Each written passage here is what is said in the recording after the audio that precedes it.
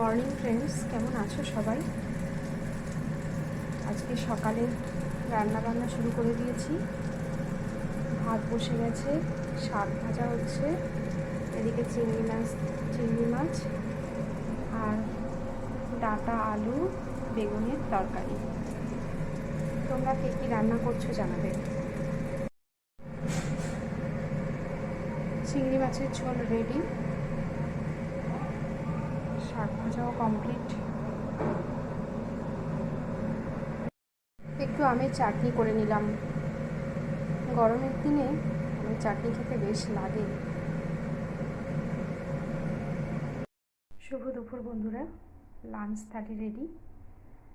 আজকে লাঞ্চে করেছি শাক ভাজা, কুমড়ো ভাতে, করলা ভাতে, আলু ভাতে,